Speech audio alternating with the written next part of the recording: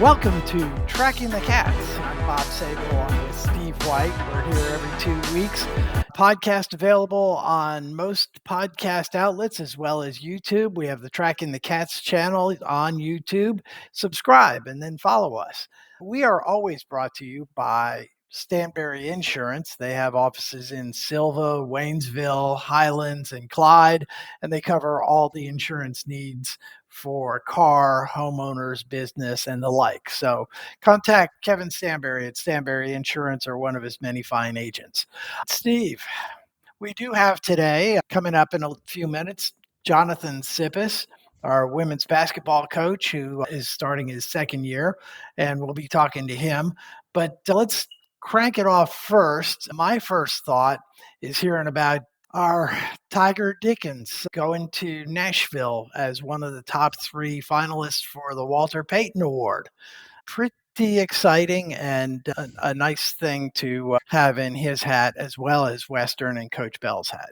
Yeah, unfortunately, it's a great honor, and that's a tribute to Coach Bell, his staff, and of course, definitely for Tiger, our football program. But unfortunately, it gives him even more exposure, and the ante just keeps going up. And I'd like to see what some of those offer sheets are going to be when it's over. No, I wouldn't. It maybe depress me a little bit when you see how much money he's going to be able to get out of this situation. But that is quite an honor. That is a very prestigious award in the FCS level. It's the top award. So we've never had anybody to make that level yet in all of these years, going back to Division One AA football and so forth. Yeah, of all the quality players and folks Yeah, that we have in our own Hall of Fame, to have him out there says a lot for the program and for it Coach. And I remain optimistic. We've got a lot of things going on with the transfer portal, and the success of this team is leading us to losing a number of players. Your yeah. thoughts on that? Yeah, well, Bob, if you look at the depth chart from our last game, the VMI game, you look at our depth chart, and then you look into you see who has declared is going to declare for the portal. Actually, doesn't start till the first week in January, but we know that it's already underway. You Right. really get depressed when you look at that roster, that depleted rosters, and I can, projected starters would be coming back off of that depth chart. It looks to me right now, what I can figure out, about 12 to 14 of those 16, 17 projected starters, if they should leave and they are declaring for the portal, it could be a depressing look to start the season. But we know what kind of recruiter Coach Bell is, not only through the portal but through his high school, his contact, especially in South Florida, that we can rebuild quickly. I'm not sure we can do it in 1 year. We'll just have to wait and see. But there's still a lot of very talented young men coming back next year. We assume they're going to be coming back because they haven't declared yet that they are going to enter the portal. But again, schedule next year is going to be even more difficult than this season. But again, we've seen what Coach Bell and his staff can do, and so you got to be on the up and up about it. Well, we picked up 2 guys, only 2 guys yesterday on that early signing period. One of them, St. Thomas Aquinas High School. I mean, Yeah, that's a nice pedigree right there out of yeah, Fort Lauderdale, Florida. Don't Was he a cornerback, I think? yeah. I know he's a Right. defender. And, they've always got strong talent. They're one of the top 5 high schools producing talent in the state of Florida. Yeah. Well, you know that last year I don't think we had an early signing, if I remember right, Yeah, and that turned out pretty good. So I'm not exactly. sure what that means. So I've seen some schools as many as 16 early signees already in our conference, but again, I don't hold a lot of credence with that right now because I know how our coaches recruit a little bit different than the Yep. other schools in the Southern Conference. Yep. Well, last thing on football, and that is Mercer takes on South Dakota in Macon this Saturday. The lone Southern Conference representative. What do you think? You think they can handle tough South Dakota that's had tough games all year? Yeah, oh, I really do. They're, you got to remember which league: South Dakota, South Dakota, North Dakota State, Montana, Montana State. They're what that league they play. They've just dominated the playoffs for years. National champion. How many times either a Dakota team or Montana teams won the national championship? So in FCS. So yeah, it's a very it's a I don't want to say this, but it is a step up from the Southern Conference. The leagues out there, the Missouri Valley and the Big Sky, they're the elite leagues in the FCS, and Absolutely. we bet. But should Mercer take care of business, you know who they got coming up the next game, assuming Montana's going to win also. They'll be going up to a place that we were last year, and we know all about that atmosphere in Montana. Yeah, I was there in September on a 70-degree day Yeah, where the wind was still kind of chilly. I can't yeah, imagine what it'll be like a week and a half from now in mid-December yeah. in Missoula. Yeah, Go ahead. that's a tough road ahead for anyone right Yeah, now. Yeah, absolutely. And hopefully they don't have Big Sky officials officiating the right. game, but we don't need to go down that road again.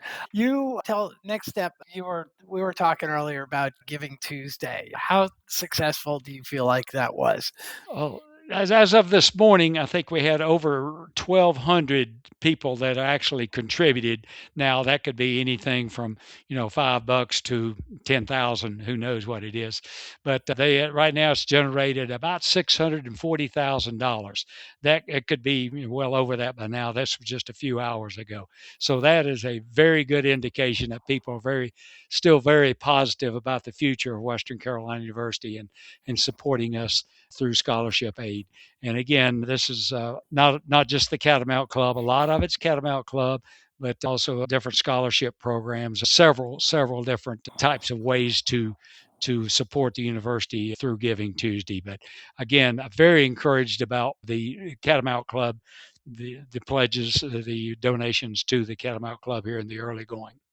Yeah, am I mistaken? Did I hear that they were looking for 1,000 total pledges? And if they got 1,200, that's over that. Yes, yes, yes. That was sort of the goal, and they're well over that right now. So that is very encouraging. Yes. Yep, absolutely. Let's before we move into Coach Sip, let's talk a little bit about men's basketball. Yeah. Again, we had an interesting game. If you wanted to get really excited about the Catamounts, Education Day on Tuesday, University of Virginia Lynchburg, a team that has yet to win in 2 seasons. I think they're 0-35 now. But and I was talking to their coach all about this, and he said, we're a building program, and this is what they do. They played at Belmont Abbey on Monday night. They played us at 11 o'clock on Tuesday, played App State yesterday, and of course, we're 0 for 3 on that little road trip. But this is what we've got to do to build our program. And he Mhm. told me, he said, well, one thing about it, we don't have to worry about the portal. Nobody wants our players and nobody wants to come to our program right now. So he was very upbeat about it. But again, we've got a tough one on the road Saturday at the USC Upstate. I keep wanting to call them USC Spartanburg, which they used to be years ago. A tough one. Then we've got to go up to Virginia Tech and Georgia before we close out our pre-conference schedule. Opening the schedule on New Year's Eve, actually, I think 1 o'clock on New Year's Eve against Wofford, and a team that has been playing very well of late, surprising strong after what all went. Their head coach was fired. They had a lot of player changes, a lot of things going on, a lot of bad vibes down there, but they seem to have survived it and are playing very well right now. I So that'll be our first conference game. Yeah. Well, I was frustrated on Saturday against High Point. Yeah. We had a lead all the way up till halftime. Yes. And we were, we looked good against one of the best mid-major teams in the country, a Yes. team High Point can't get the big guys to schedule them because Mhm. they're so good. I was really optimistic, and then I don't know what happened in the second half. We weren't getting the rebounds, we're committing turnovers. I I don't don't know. know if maybe, High Point was sleepwalking through that first half, but again, that's another animal, High Point right now. A lot of people tell me that they could beat at least half the ACC teams, home and or away. Right. They're that good. and maybe even more than that. And I'll give you a little thing inside. I don't know, Nito Cobain, who is the president down at High Point, a billionaire, and has built that not only their basketball program, but their entire campus. It's just unbelievable what's happened there in the last 10 years and so forth. And just to get a little thing, they have over $3 million in NIL money for their basketball program alone. So that tells you what you're competing against when you play High Point. And that's Yeah. why a lot of the majors will not play them. So, Right.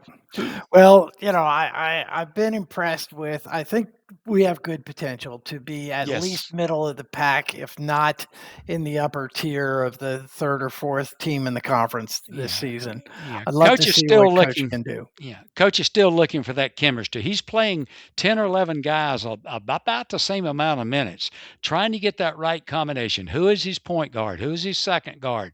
And we know who the inside people are right now. We know who Marcus Kell is and Cord Stansberry, but all these other people are trying to find their role, get that chemistry. And this is why, maybe we haven't looked so good in some games because of sort of, the mad scientist experimenting there in the chemistry lab, but Yeah. Coach Kraft. but Yeah, but absolutely. I think it's going to I think it's going to get better. And by the time the conference schedule opens, I think you'll see us up a notch or two above the way we're playing right now. I really do. I agree. Well, let's switch genders. And now we're going to bring in our guest for today. He is our second year women's basketball coach, Jonathan Sippis. I always get that wrong. It's easier to just say Coach Sip, and that's how There a you lot go. of folks refer to you as anyway. He has had real good previous experience with large schools like University of Wisconsin, Notre Dame, George Washington University, Marquette, and coming in here to take over this program. Good start so far this year. Things look a little better than last year. Steve, you want to break out the first questions? All right. Well, I just want to tell you, first of all, I want to tell us about the trip to Nassau and what that was all that. Bob and I were looking for an invitation. We just never got one. That's It's on the but how plane. that, yeah, tell us about that, how that came about and about your experience down there. That's very interesting. Yeah. Well, first of all, gentlemen, thank you for having me and appreciate your patience.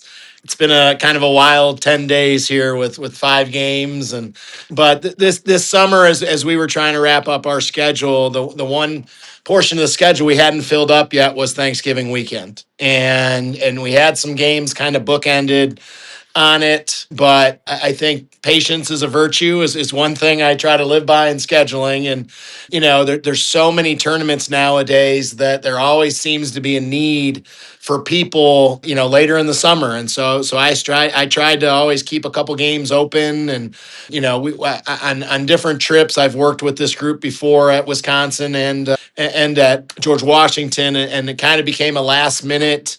We really need a team. We'll help you with this.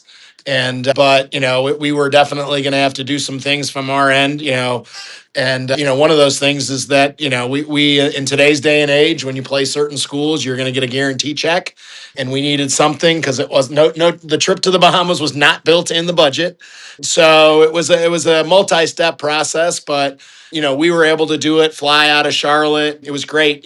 We actually had a direct flight out of Charlotte originally, but they changed it through Miami. So we went up on Wednesday night and actually had a Thanksgiving dinner at Ellie Fines. One of our freshmen's Mm, parents hosted 25 of us wow. because I'm pretty sure I would have had to sign off my first son to get a Thanksgiving dinner in the Bahamas, the cost of that. So, but yeah, we got there on Thursday, had a chance to look around, practiced.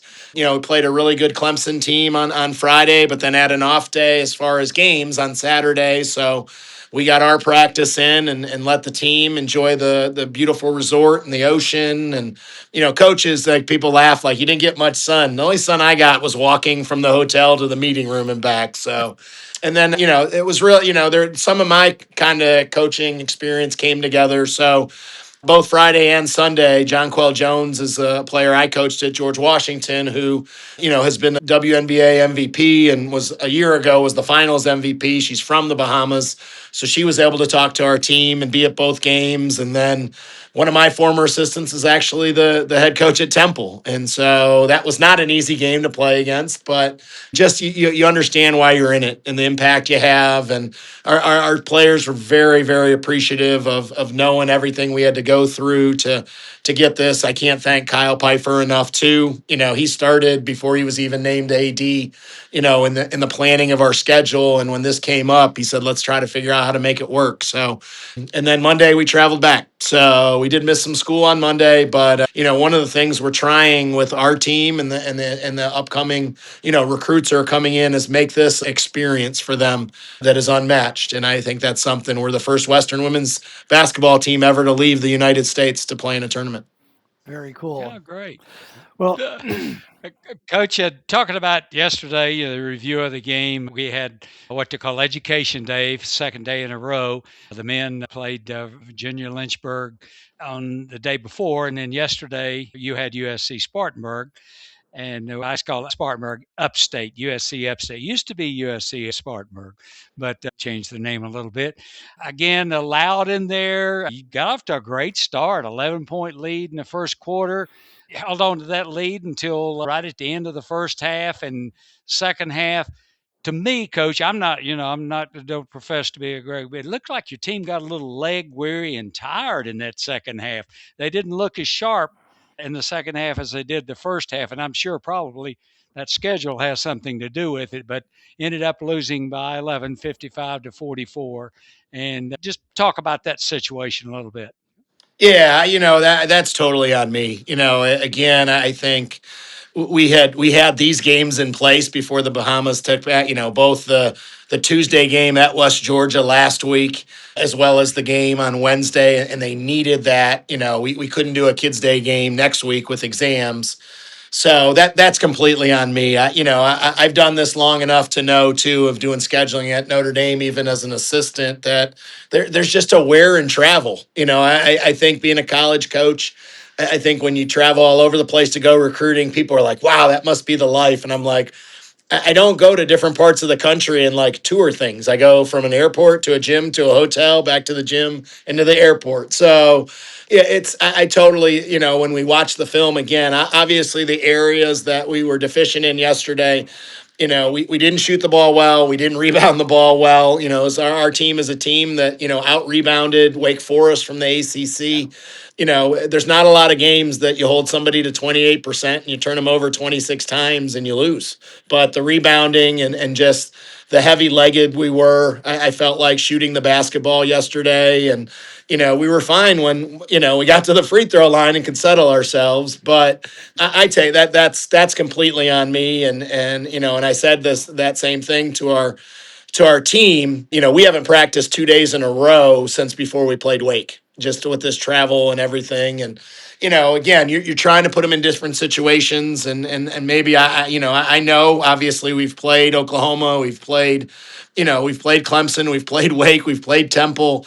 We've challenged ourselves. We're the only team in the, I think maybe Furman as well in the SoCon will have played 4 Power 4 schools. So, and especially with this week, as we all know, going into exams, sometimes this week there's more things due for our student athletes than there are even during the exam week. So, today I think it's really important for us that our players, our staff. I don't have that luxury as a head coach to just they got to do some of it, some self maintenance. To how you're sleeping, you're in your own bed, you're on your schedule. Student athletes don't always agree with me. They like routine. They will tell you that like sometimes the travel and staying in the hotels, but they like routine. And so hopefully that can help us as we've got these 3 games left before we get to the Christmas break, get back into our routine of when we practice, and luckily 2 of them are at home. Well, talking about the toughness of this schedule up front, and you played Wake Forest really well. Tough game against Oklahoma, Clemson. You still have Gardner Webb and Indiana coming up before the conference season starts. How is it that you try? What's your philosophy on out of season, out of conference, rather, basketball?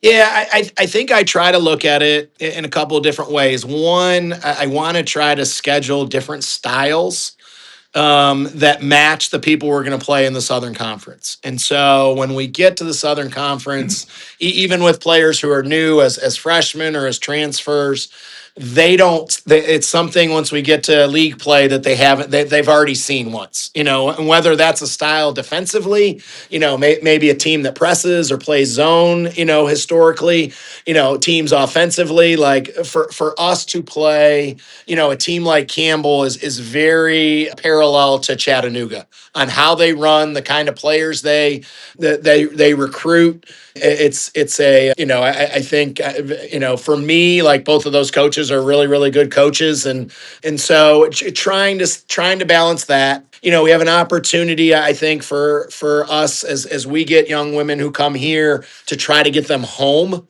And in our league, that takes care of some of our players. But, for our point guard, Ellie Richardson, we're going to play at Indiana because she's from Scottsburg, Indiana, and that's about 30 minutes from Bloomington. So we try to look at that as well. I think, we have to understand in the days of revenue sharing, and, the Indiana game also kind of fits in another bill to help us, pay for the food and the travel and the extra expenses to play in the tournament in the Bahamas. So, but as you schedule that out, you can last year when I got here, I inherited a lot of the schedule, and last year we played 2 home games, then we were on the road for 5, then we were home for 2, and then on the road for 4, and so it's just really interesting how you're trying to build that. The one area that we always struggle, and this will help with the addition of Tennessee Tech, is we are the latest starting league in the country as far as the women's side goes, Hmm. because we don't start league games until January 8th.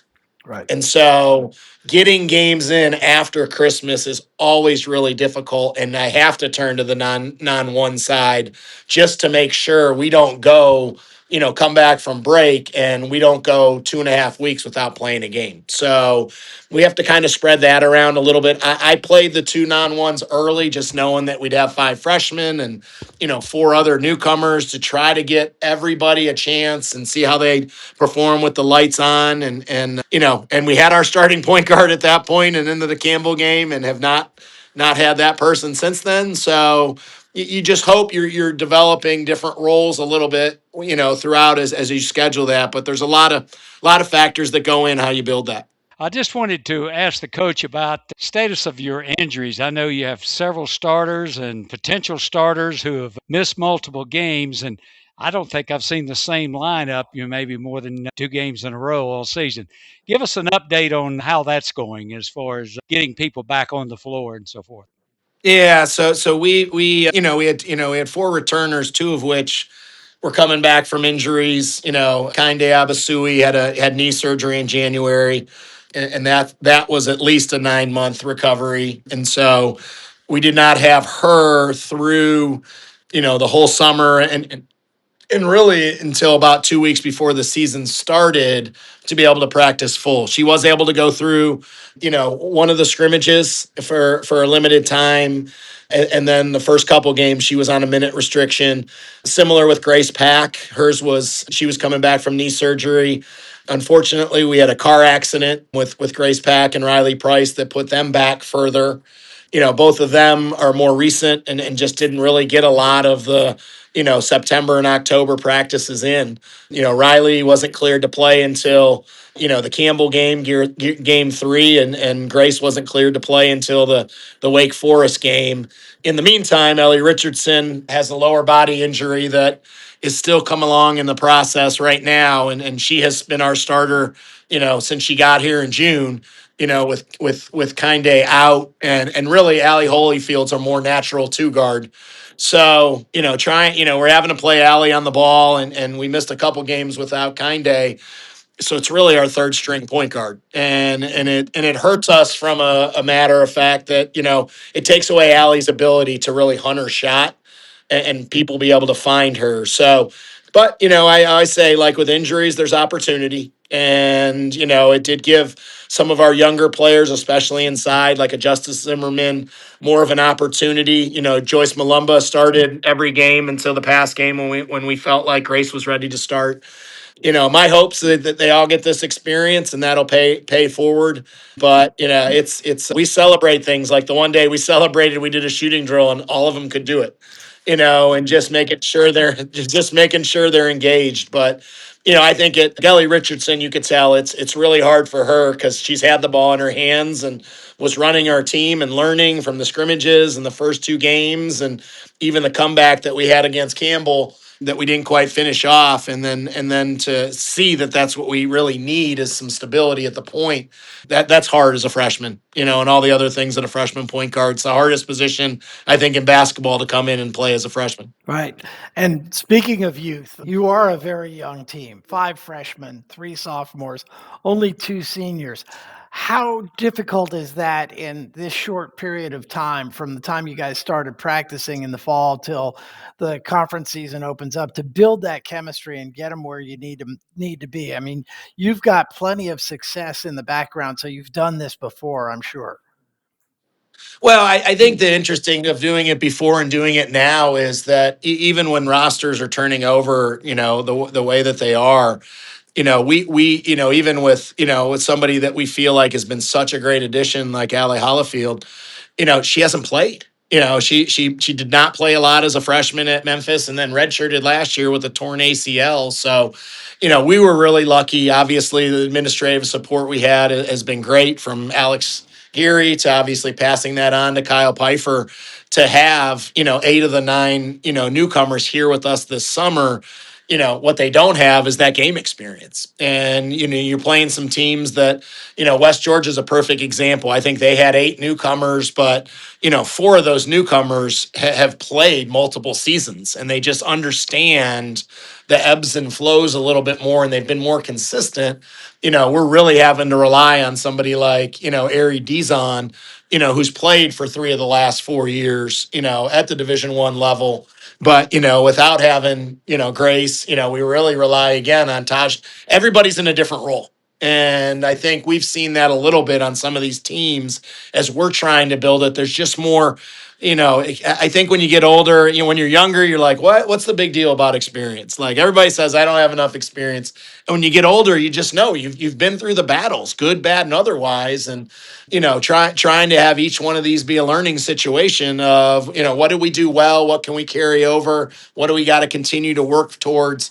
Some ways you got to have a short memory just to be able to not carry things with you to the next practice or game. So we've really had to rely a lot on Ari, and Grace, and even Allie was so much on her plate. It's in a lot of ways she's only really played a significant role in 10 college basketball games. Oh.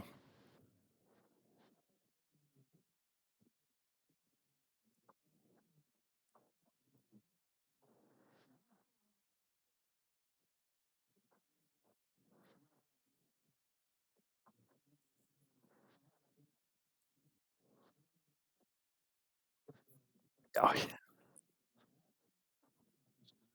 Yeah, I think we all agreed, and that's why they were, I think, unanimous that Chattanooga had, obviously finished second last year. Coach Shermer coming in her first year. It took a little bit of time early on, but they were playing great basketball and obviously lost in a really close game in the championship game after finishing second.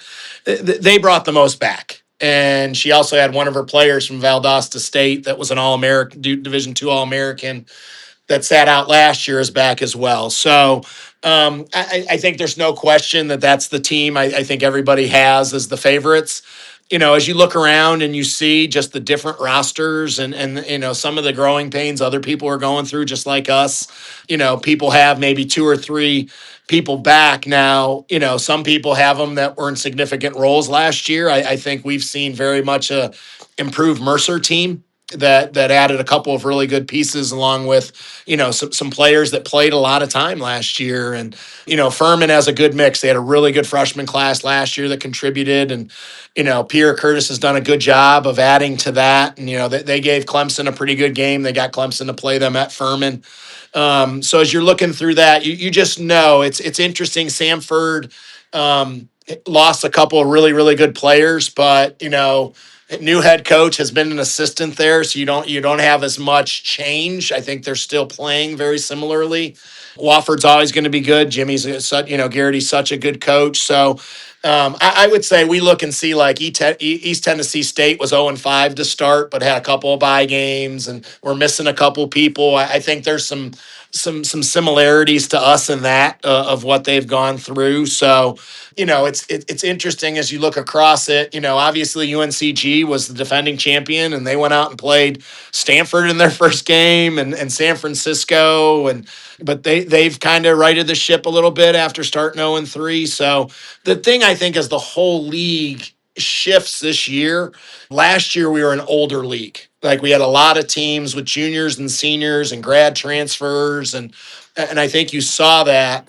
And then the freshmen got better. And I remember going to an event with Coach Kraft, and between the men's side and their 15 all conference players, our side and our 10 all conference players, there were a total of 2 kids coming back to the Southern Conference out of that, either through graduation or transfer. Yeah. And it's one of the reasons Chattanooga has a first team all conference player coming back. Like she was the preseason, player of the year. But again, I think our conference isn't as probably seasoned this year as it was last year. And even our own roster, we had those 6 seniors, we had the grad transfer in AC Carter.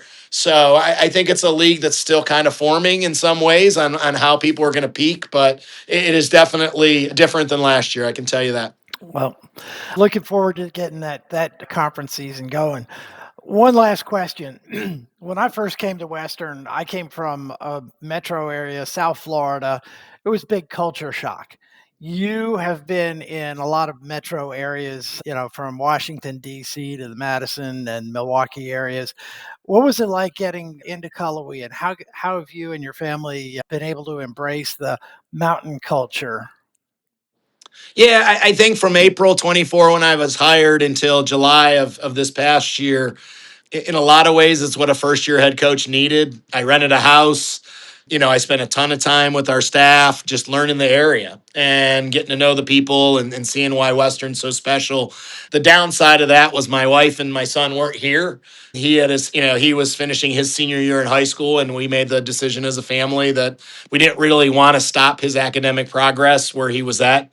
So he finished up there. So there's a lot of FaceTime calls, and my wife was down here a couple of times, but it definitely helped me develop more of a bond with Cullowhee and be right down the road, down in Sundrops, the housing community 3 doors away from Coach Kraft. So, and then in July, we were fortunate enough to find a house here right on the other side of campus. And my wife's here, and we're empty nesters, but both our kids are within 4 hours, one at Chapel Hill and one at Blacksburg at Virginia Tech. And they were both able to go on the trip to the Bahamas. So, we're still trying to, we're finding new places to eat, new places to explore.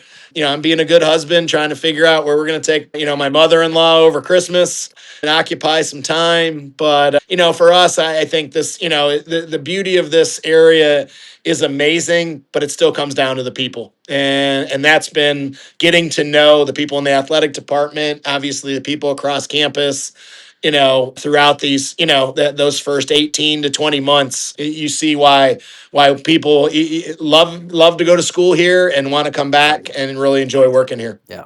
Yep.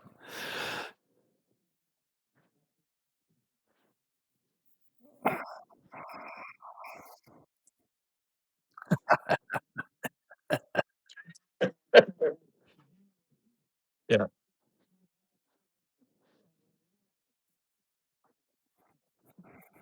Yeah. Yep. Yeah. Yeah. I always laugh because I've changed, from Washington D.C. when I went to Wisconsin, they told me like we have rush hour, and I was like, you do know I'm coming from Washington D.C., right?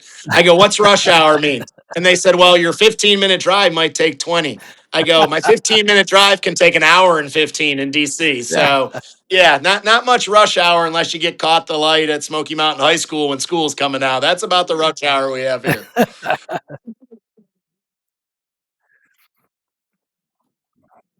Yeah, yeah, for sure. Or the 285 loop here in Atlanta. Wow. Well, Coach, we really enjoyed having you on today. Thanks for being here. That about wraps another edition of Tracking the Cats, brought to you as always by Stanberry Insurance in Silva, Waynesville, Highlands, and Clyde. And look for us on WWCU 95.3 FM starting in January. We'll see you all next time in about 2 weeks.